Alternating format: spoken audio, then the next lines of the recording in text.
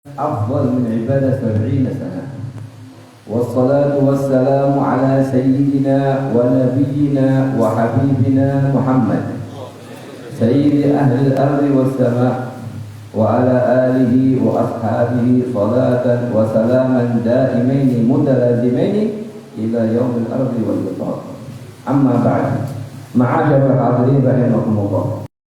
Pertama-tama kita bersyukur kepada Allah Subhanahu wa taala yang diberi nikmat, yang diberi karunia yang sangat agung, yaitu kita bisa duduk bersama orang-orang saleh.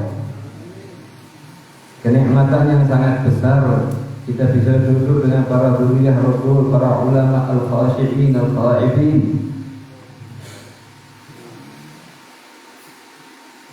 Duduknya seorang hamba kepada orang-orang soleh, orang-orang alim, termasuk obat yang paling kuat untuk memperkuat iman seorang hamba. Pandangan mereka kepada kita adalah pandangan rahmat yang menyampaikan kita kepada Nabi Muhammad SAW. Pada suatu hari, sekelompok dari satu karya, satu desa keluar, para ulamanya, para sholihinnya, para talabatul ilm. Tujuannya mereka adalah melakukan sholat sunnah istisqa, karena dengan tujuan untuk meminta kepada Allah Subhanahu wa taala agar diberi turunnya air hujan, karena sangat membutuhkan. Setelah mereka kumpul tatkala akan sholat, datang seorang yang dalam keadaannya sangat sederhana. Kemudian menanyakan kepada mereka, apa tujuan kalian keluar dari rumah kalian masing-masing? Mereka menjawab, tujuannya kita melakukan salat istisqa agar Allah Subhanahu wa taala menurunkan hujan untuk masyarakat di sekitar sini. Katanya orang tersebut, kalian diamlah di tempatnya kalian, aku yang akan melakukan salat istisqa. Kemudian orang tersebut membeberkan sajadahnya masyarakat dan sholat 2 rakaat. Setelah sholat 2 rakaat, orang tersebut mengangkat tangannya. Allahumma inni as'aluka bihubbika li an tunzila al-haula alaihim.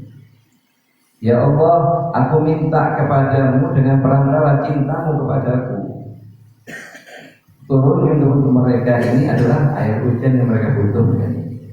Tidak sampai hitungan berapa menit masyarakat hadirin turun hujan dari langit. Kemudian para ulamanya yang dari kampung tersebut menanyakan kepada orang tersebut, bagaimana kamu tahu? Tadi kita dengar di doanya kamu, aku minta ya Allah dengan perantara cintamu kepadaku. Dari mana kamu tahu kalau Allah itu cinta kepada kamu? Ini kalimat agak besar sebetulnya. Katanya orang tersebut, bagaimana Allah tidak cinta kepadaku, sedangkan Allah telah memberikan nikmat 2 mataku ini, dan aku telah memandang guruku Abu Yazid al-Bustami. Pandangan ini masyarakat hadirin sangat berpengaruh untuk menambah iman kita masyarakat hadirin. Habib Abdullah bin Alawi al-Haddad pada suatu hari berkata di tengah-tengah majelisnya, katanya beliau, pandanglah aku, sesungguhnya aku telah memandang guruku, dan guruku telah memandang Syekh Abu Bakar bin Salim. Sedangkan Syekh Abu Bakar bin Salim mengatakan, nadiri wa nadir nadiri wa nadir nadiri ilan tamtati nafasu bil jannah. Habib Abdullah Haddad pernah suatu hari mengatakan kepada para jamaahnya yang hadir, pandanglah aku, sesungguhnya aku telah memandang guruku, dan guruku telah memandang Syekh Abu Bakar bin Salim. Dan Syekh Abu Bakar bin Salim berkata, barang siapa yang telah memandangku, atau memandang orang yang memandangku, atau memandang orang yang pernah memandangku sampai akhir nafasnya, maka semuanya aku jamin dengan surga Allah dari kiamat. Oleh karenanya itu saya katakan dari pertama, mari kita bersyukur kita telah bisa memandang guru kita, abah kita, Ustaz Muhammad Iqbal, yang beliau telah memandang gurunya beliau Habib Muhammad Ba'bud, telah memandang gurunya beliau Kiai Hamid. Tidak ada satupun dari kita yang ragu dengan kekeramatannya Kiai Hamid maksudnya. Sampai ada pada suatu hari satu orang Habib ingin ziarah kepada Kiai Hamid. Begitu nyampe ke Pasuruan, Kiai kelihatan di rumahnya Kiai Hamid penuh dengan orang ziarah. sehingga dia tidak sempat masuk. Akhirnya apa? Itu Habib duduk di masjid dan mengatakan dalam hatinya, kalau Kiai Hamid ini wali, mesti akan ngutus satu orang dari pembantunya atau dari muridnya memanggil aku. Tidak sampai hitungan berapa menit kecuali utusannya Kiai Hamid datang. Habib antum dipanggil ke Kiai Hamid. Begitu masuk ke Kiai Hamid, masyarakat hadirin, Kiai Hamid dengan sangat tawadhu'nya mengatakan, ya Habib antum yang wajib kepada. Ini kenapa masyarakat hadirin mereka dapatkan? Karena Kiai Hamid telah memandang gurunya, dan gurunya telah memandang gurunya dengan sangat muttasil sampai ke baginda junjungan kita Nabi Muhammad Sallallahu Alaihi Wasallam. Duduknya dengan orang wali, orang soleh, itu sangat mujarab, sangat manfaat. Bukan hanya Bani Adam, hanya manusia yang merasakan manfaatnya. Hatta hayawanat, hewan-hewan pun kalau duduk dengan orang soleh dapat manfaatnya masyarakat ini. Di antaranya burung hudhud, karena dekat dengan Nabi Allah Sulaiman disebut dalam Al-Quran dan akan masuk surganya Allah bersama para anbiya. Di antaranya ontanya Nabi Allah Saleh, onta sebagaimana onta yang lain. Karena dekat dengan Nabi Allah Saleh, makanya punya keutamaan yang khusus disebut di dalam Al-Quran dan akan masuk surganya Allah di hari kiamat. Di antaranya hewan yang paling najis yaitu anjing, karena dekat dengan orang-orang saleh, Ashabul Kahfi disebut di dalam Al-Quran berkali-kali. Wakal buhum.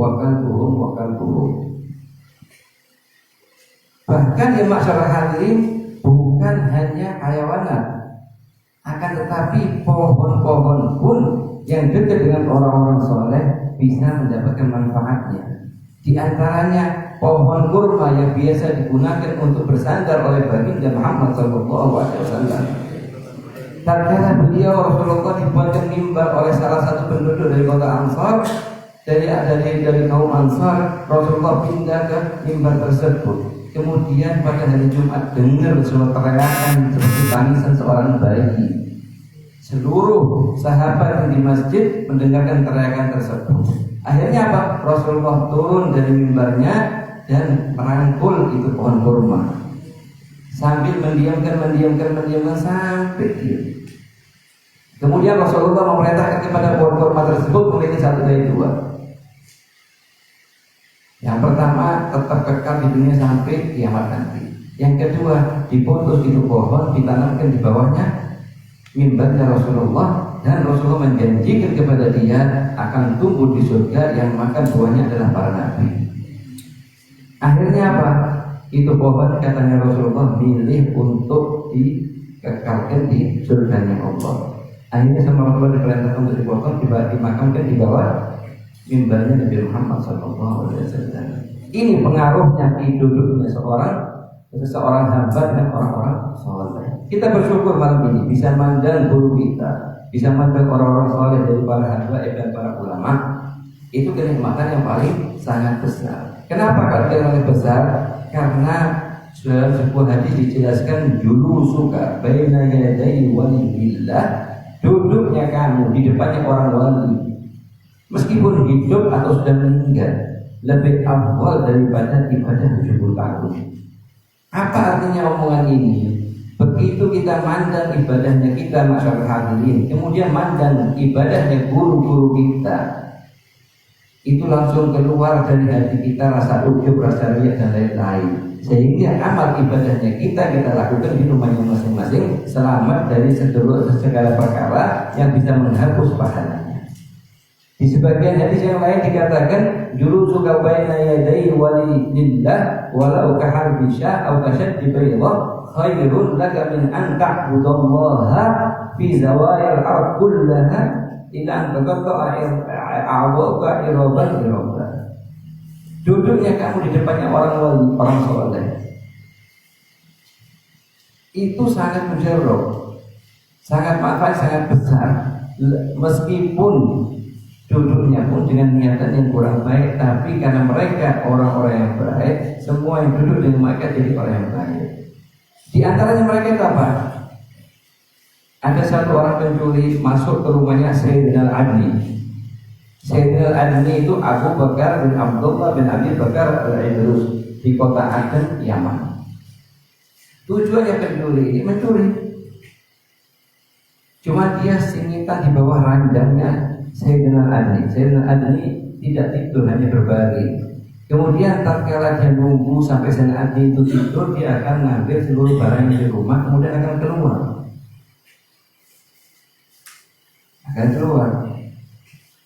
Tatkala begitu terbuka sendiri jendelanya Sayyidina Adni. Masuk 7 burung, setelah 6 burung, setelah masuk ke dalam ruangannya Sayyidina Adni berupa manusia. 6-6-nya. Kemudian mereka mengatakan kepada Sayyidina Adni, karena beliau yang memegang waktu itu memegang Hudybiyah. Katanya mereka kepada Sayyidina Adni, ada 1 dari 7 di antara kita yang meninggal. Kami minta kepada antum untuk menentukan siapa gantinya yang ke-7 yang meninggal tersebut. Apa kata Sayyidina Adni? Ini pencuri di bawah ranjang. Jadi kan gantinya salah satu dari abdan. Katanya Habib Zain, masuk tujuannya untuk nyuri, keluar jadi abdan. Masuknya kemana? Ke rumahnya orang-orang wali, orang-orang soleh. Ini faedahnya kita duduk dengan mereka. Jadi paling nikmat yang paling besar setelah diberi kenikmatan Islam dan iman adalah nikmat bisa makan dan duduk dengan orang-orang soleh. Dan ini kesempatan jangan sampai kita tinggalkan. Selama ada kemampuan untuk hadir, jangan ditinggalkan untuk tidak hadir. Rahimahullah. Wa nas'alullaha lana wa lakum at-taufiq. Acara yang kedua yaitu acara pembacaan tahlil. Katanya salafus saleh, man dzakara dzikr wa man nasiya nasiya. Barang siapa ingat kepada amwatnya, kepada kerabatnya yang telah pulang ke rahmatnya Allah Subhanahu wa taala, maka dia akan diingat oleh Allah Subhanahu wa taala, akan diingat oleh orang-orang setelahnya untuk membacakan untuk dirinya. Di antara amalan-amalan yang dianjurkan oleh salafus saleh berdasarkan hadisnya Rasulullah SAW dan berdasarkan ayat Quran, berdasarkan kalam salafus saleh, itu diantaranya adalah kita bacakan kepada kerabat kita yang telah meninggal, baik abah atau ibu atau kakek atau nenek, la ilaha illallah sebanyak 70.000 kali. Disebutkan dalam sebuah hadis, man qala la ilaha illallah 70 marrah karena tidak lahu minan nar. Barang siapa membaca la ilaha illallah 70.000, maka akan jadi pembebasnya neraka baginya dari neraka jahanam. Usahakan kita baca 70.000 dalam satu majelis, tidak harus gagal itu, tidak harus dalam keadaan apapun. Kita jalan, kita kendarai mobil, sepeda motor dan lain-lain, kita baca hari ini dapat 3.000 kumpulkan, dapat 3.000 lagi kumpulkan, dapat 2.000 kumpulkan sampai penuh 70.000. Kemudian kita katakan, ya Allah, saya beli pembebasan abah saya bulan bin bulan dengan bacaan saya la ilaha illallah 70.000 dari neraka jahanam. Kemudian apa? Kita baca lagi 70.000 lagi untuk ibu kita. Kemudian kita baca lagi 70.000 lagi untuk kakek kita, nenek kita. Kemudian untuk kita pribadi masih hidup. Ini amalan yang dikerjakan salafus saleh terutama di kota Hadramaut. Bahkan dari Habib Abdullah bin Al-Haddad, pengarang rotib, beliau setiap malam di bulan Ramadan baca 2.000 dari la ilaha illallah yang terkumpul dalam sebulan 60.000, dan beliau tambah 10.000 tatkala beliau puasa 6 hari di bulan Syawal, sehingga bentuk 70.000 kemudian beliau hadiahkan kepada para amwat-amwat yang pulang ke rahmat Allah Subhanahu wa taala. Itu amalan pertama masyarakat hadirin. Nah, kalau misalnya kita ada di antara kita sibuk, banyak kerjaan dan lain-lain, tidak masalah, katanya ulama, bisa kita sewa 1 orang. Kita sewa 1 orang untuk membacakan 70.000, kemudian pahalanya untuk apa kita? Kita baca lagi 70.000 untuk ibu kita. Karena bagaimanapun, apapun yang kita kerjakan untuk orang tua kita, kita belum bisa membalas kebaikan mereka berdua. Al-walad al-bar la yadkhulun nar. Anak yang bakti sama orang tua itu tidak akan masuk neraka jahanam. Wa in amil ma'amil, meskipun dalam masa dunianya masih kadang ada suka mengerjakan hal-hal dari Allah, tapi Allah akan kasih taufik dan hidayahnya dan akan kasih taubatnya dan Allah terima taubatnya. Katanya para ulama, al-waladul bar, anak yang bakti itu dapat 4 kabar gembira. Kabar yang pertama, dia tidak akan meninggal sebelum menikah. Yang kedua, kalau menikah, dia tidak akan menjadi orang yang mandul. Yang ketiga, kalau punya anak, anaknya tidak akan mati kecil. Yang keempat, anaknya akan bakti sama dia sebagaimana dia bakti sama kabar ibunya dia. Itu amalan pertama, masyarakat. Amalan yang kedua yang sangat dianjurkan oleh salafus saleh untuk kita amalkan, yaitu kita membaca Atikah Sughra. Atikah Sughra yaitu membaca Subhanallah wa bihamdih sebanyak 1000 kali. Setelah selesai 1000 kali, kita baca dengan doa yang sama yang tadi, ya Allah, saya beri pembebasan abah saya, atau ibu saya, atau kakek saya dengan bacaan saya Subhanallah wa bihamdih 1000 kali ini dari neraka jahanam. Itu amalan yang kedua, masyarakat. Amalan yang ketiga yaitu membaca surat Al-Ikhlas 100.000 kali. Kalau tidak mampu, ada hadis yang kedua yaitu membaca 1000 kali. Dua-duanya ada hadisnya. Manggala surat Al-Ikhlas mi'ata alf marrah nada munadin min qibalillah ala inna fulan ibna fulan atiqullah minan nar. Ala inna fulan ibna fulan atiqullah minan nar. Barang siapa membaca surat Al-Ikhlas 100.000 kali, maka akan datang panggilan yang Allah Subhanahu wa taala yang mengatakan bahwa fulan ibni fulan itu telah dibebaskan sama Allah dari neraka jahanam. Berkatnya apa? Berkatnya telah membaca surat Al-Ikhlas 100.000 kali. Katanya guru kita Habib Umar bin Hafid, meskipun dalam beberapa hari, bahkan dalam beberapa bulan, bahkan dalam beberapa tahun. Misalnya kita jadi murid ini, setiap hari 100 dikumpulkan sampai penuh 100.000, kasih untuk apa? Kasih untuk ibu, kasih untuk orang tua kita, kasih untuk guru kita yang telah meninggal. Pada suatu hari Rasulullah di peperangan Tabuk, Rasulullah lihat sinarnya matahari itu agak redup, tidak terlihat seperti biasanya. Kemudian Rasulullah nanya kepada Jibril, ya Jibril, kenapa kok sinar matahari seperti ini hari ini?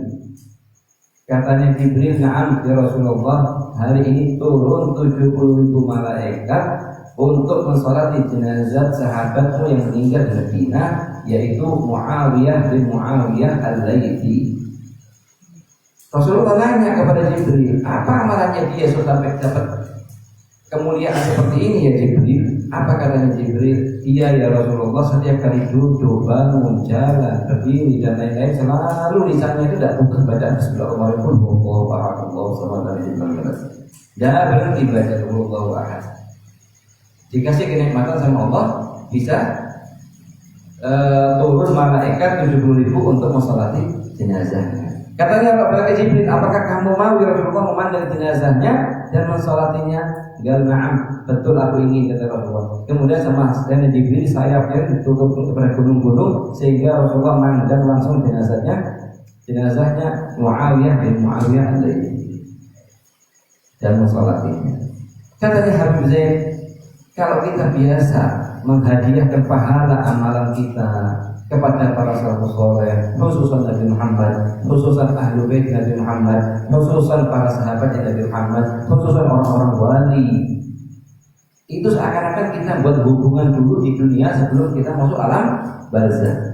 Misalnya apa? Katanya Habib Zain, misalnya satu orang senang, dia sering bacakan Quran, hataman, atau paling minimnya 11 kali dari surat Al-Ikhlas tiap hari dia hadiahkan kepada Kiai Hamid, atau hadiahkan kepada Habib Ja'far, atau hadiahkan kepada Syaikhul Jailani, atau kepada Baqi Muqaddam.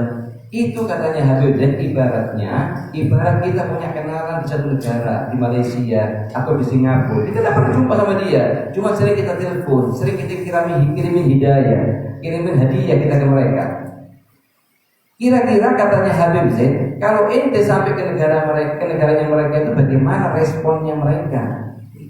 Mereka jelas kan Habib Zain akan jemput ente di bandara, akan bawa dengan kendaraannya mereka, akan menghormati ente dan lain-lain. Dan yang paling kita butuhkan masyarakat hadirin yaitu orang yang jemput kita di malam pertama kita masuk lihat alam barzakh, masuk lihat kubur kita. Siapa yang kira-kira bisa jemput waktu itu?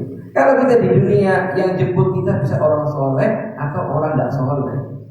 Tapi kalau sudah urusannya masuk barzakh, itu tidak ada yang bisa jemput kita kecuali yang punya kedudukan di hadapan Allah Subhanahu wa ta'ala. Dan kalau kita sering kita hubungan dengan Syekh Abdul Jailani, dengan Kiai Hamid, dan dengan ulama-ulama orang-orang pembesar-pembesarnya ini wali-walinya Allah, kita tiap hari punya hadiah sedikit kita sedekahkan yaitu untuk Syekh Abdul Jailani atau untuk Syekh Abu Bakar, Syekh Umar, Syekh Utsman, Syekh Ali, Syekh Fatimah Zahra, Fatimah Kubra, Syekh Hasan, Husain. Itu mereka itu yang akan jemput kita di malam pertama kita masuk liang kubur. Terus masalah hati yang perkara yang paling penting, kita kadang ada kerabat yang sudah meninggal. Kita Masya Allah kita adakan malam 7, malam ke-40, ini termasuk ingat kepada mereka. Tapi yang paling penting juga kita jangan sampai putus untuk membacakan mereka doa dan ayat Quran untuk mereka setiap harinya. Paling minimnya apa? Katanya Habibullah bin Al-Haddad 11 kali dari surat Al-Ikhlas. Itu paling minimnya.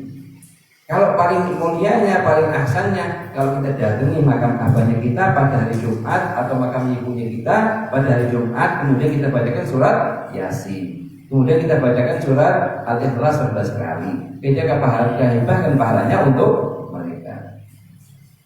Yang ketiga masalah hati penutupan, kita minta dengan berkeberkahan majelis yang mulia ini bisa dikasih kesempatan pada malam ini atau malam-malam berikutnya sebelum malam Ramadan bisa berjumpa dengan junjungan kita Nabi Muhammad Sallallahu Alaihi Wasallam. Kenikmatan yang paling abadi, yang lebih dari kenikmatan surga bisa kita rasakan di dunia, yaitu kalau seorang hamba dikasih nikmat bisa mandang wajahnya Nabi Muhammad Sallallahu Alaihi Wasallam. Ya ada kenikmatan dari aku daripada ini. Katanya Imam Malik bin Anas, "Ma bitu laila wahida illa ra'aitu Nabi sallallahu alaihi wasallam." Aku tidak pernah tidur semalam pun kecuali aku berjumpa dengan Nabi Muhammad sallallahu alaihi wasallam. Ada Syekh Bajahdar, beliau mengatakan, "Ana ata'ajjab bil wahid yajri anhu ummah Nabi Muhammad wa yamur 'ala musuh wa lam Nabi Muhammad." Aku sangat heran dengan satu orang yang menyatakan bahwa dirinya umat Nabi Muhammad, tapi berlalu bagi seminggu dan berjumpa dengan Nabi Muhammad SAW. Sedangkan seperti kita yang pernah berjumpa, kita alhamdulillah kita melihat guru kita Ustaz Muhammad Iqbal, beliau memandang guru beliau yaitu Kiai Hamid, dan Kiai Hamid itu adalah golongan orang yang sudah berkali-kali berjumpa dengan Nabi Muhammad dalam keadaan baru bukan tidur lagi. Dan ini katanya ulama makom yang sangat tinggi. Kita minta sama Allah, kita usaha agar tidak keluar dari majelis ini, kita dapat hidayah dan taufiknya, dapat kemuliaan nikmat yang sangat abadi, yaitu malam ini kita dikasih izin sama Allah untuk bisa mandang wajahnya Nabi Muhammad SAW. Katanya Rasulullah, "Man ra'ani faqad ra'ani fa inna syaitan la yatamathalu bi." Barang siapa yang telah memandangku, maka dia telah betul-betul memandangku. Fa inna syaitan, sesungguhnya syaitan itu tidak bisa menyerupaiku. Katanya Rasulullah, "Man ra'ani faqad ra'ani fa inni ura ala kulli surah." Barang siapa yang telah memandangku, maka dia betul memandangku meskipun bentuknya tidak seperti bentuk di masa hidupku. Dengan bentuk apapun, selama dalam mimpi itu dikatakan ini Rasulullah, maka betul-betul itu adalah Rasulullah SAW. Dalam hadis yang lain, Rasulullah mengatakan, "Man ra'ani la yadkhulun nar." Barang siapa yang telah memandangku, maka dia tidak akan masuk dalam nerakanya Allah Subhanahu wa taala. Dan setelah kita dikasih nikmat sama Allah bisa mimpi, kita jadikan mimpi tersebut sebagai sebab semangat kita untuk menambah amal ibadah kita kepada Allah dan menjauhi seluruh apa yang dilarang oleh Allah Subhanahu wa taala kepada kita. Kita minta sama Allah akan dijadikan ini sebagai al-hadir ini kita di majelis ini jadikan sebab sebagai kita akan bisa mandang wajahnya Nabi Muhammad sallallahu alaihi wasallam. Allahumma inna nas'aluka bihaqqi sayyidina Muhammad wa ali sayyidina Muhammad ali wajah sayyidina Muhammad. Al-Imam Syadzili mengatakan di antara amalan-amalan yang sangat mujarrab untuk bisa mandang wajahnya Nabi Muhammad, yaitu kita baca sebelum berbaring. Ini amalan yang paling sangat singkat dan sangat tidak memberatkan. Yang pertama kita waktu kita berbaring di tempat tidur, sebelum tidur kita baca a'udzubillahi minasyaitonirrajim sebanyak 5 kali, kemudian kita baca bismillahirrahmanirrahim sebanyak 5 kali, kemudian kita baca Allahumma bihaqqi sayyidina Muhammad wa ali sayyidina Muhammad arina warini aw arina wajha sayyidina Muhammad halan wa ma'alan. Itu dibaca 5 kali. Ada sebagian murid dia baca ini, kemudian pada malam itu dia berjumpa dengan Nabi Muhammad. Tatkala bangun dari mimpinya, baca lagi sama dia, mimpi lagi Nabi Muhammad. Dikasih kenikmatan dalam semalam dapat bisa berjumpa 2 kali. Tapi kita usahakan berapa kali pun kita mimpi Nabi Muhammad, jangan putus semangatnya kita untuk memperbanyak salawat kepada beliau, ngikuti sunnah-sunnahnya beliau. Jadi itu sumbernya dekatnya kita kepada Nabi Muhammad. Misalnya ya, setelah mimpi Nabi Muhammad yang sebelumnya tidak pernah baca doa bangun tidur, jadi bangun baca doa. Kadang kita lupa masalah hadirin. Kita bangun tidur langsung masuk kamar mandi, langsung pakai baju keluar ke masjid sholat subuh. Bagus. Cuman ada beberapa sunnah Nabi Muhammad yang kita tinggalkan. Jadi bagaimana seharusnya? Begitu mata kita buka, alhamdulillah alladzi ahyana ba'dama amatana wa ilaihi nusyur. Sampai kalimat dibaca sebagai bukti kita bahwa kita betul-betul cinta kepada Nabi Muhammad sallallahu alaihi wasallam. Qul in kuntum tuhibbunallaha fattabi'uni. Kemudian begitu masuk kamar mandi, sebentar, jangan buru masuk, lihat mana kaki kanan, mana kaki kiri. Dulu kan kaki kiri, seraya membaca Bismillah, Allahumma inni a'udzubika minal khubuthi wal khaba'ith. Sepaling sedikitnya, paling riwayatnya banyak, cuma paling sedikitnya pun yang dibaca dan cukup, sudah lebih dari cukup. Kemudian waktu mau keluar, perhatikan kaki kanan mana kaki kiri. Dulu kan kaki kanan seraya membaca ghufranak alhamdulillah alladzi adhaba anil adha wa afani. Kemudian pakai baju kita kan mau tidak mau. Kita begitu pakai baju kita baca alhamdulillah dari kasani hadathu wa razaqan wa hauli mana wala quwwah. Kemudian kita kadang pakai minyak wangi. Baca doanya Allahumma la aisha illa aishul akhirah. Pada saat membaca doa ini waktu dia pakai minyak wangi, maka diampuni dosanya yang telah lalu dan akan datang. Dengan hal-hal semacam ini, masyarakat hadirin, kita bisa jadi khalifah, bisa jadi penggantinya mereka-mereka yang kita sebut itu, bisa jadi penggantinya Kiai Hamid, bisa menjadi penggantinya bulan, 2 bulan. Dengan apa? Karena mereka sampai kepada Allah dengan mengamalkan apa yang mereka pelajari. Apalagi anak-anak kita masih kecil-kecil, anak-anak kita anak muda-muda, kita ingatkan terus ke mereka. Beginilah metode belajarnya salafus saleh kepada guru-guru mereka. Diajarin mengamalkan sebelum hanya membaca kita. Semoga kita dengan perantara majelis yang sangat mulia ini, kita dijadikan sama Allah, diberi sama Allah ukuran yang taufik yang sangat besar, sehingga bisa mengikuti jejaknya Nabi Muhammad SAW atas setiap perbuatan kita, keinginan kita, dan semua orang yang punya hajat di masjid ini dikabulkan hajatnya oleh Allah Subhanahu wa taala. Semua yang saudaranya sakit dikasih kesembuhan oleh Allah Subhanahu wa taala. Semua yang dapat kesusahan dijauhkan dari kesusahan Allah Subhanahu wa taala. Semua keluarganya punya hajat apapun besar atau kecil diberikan sama Allah Subhanahu wa taala. Kita minta dengan perantaranya Nabi Muhammad SAW, dengan perantaranya para sahabatnya Nabi Muhammad SAW, dengan perantaranya ahlu bait Nabi Muhammad SAW, dengan perantaranya para ulama, dengan perantaranya majelis yang sangat mulia ini, kita minta sama Allah Subhanahu wa taala seluruh apa yang kita inginkan dikabulkan oleh Allah Subhanahu wa taala. Fa innaka qulta wa qaulukal haq fi kitabikal munzal ala lisan nabiyyikal mursal ud'uni astajib lakum faqad da'una fastajib lana ya rabb. Fastajib lana ya Rabb, fastajib lana ya Rabb. Innaka qulta wa qaulukal haq fi kitabikal munzal ala lisan nabiyyikal mursal ud'uni astajib lakum ya. Faqad da'una ya Rabb fastajib lana.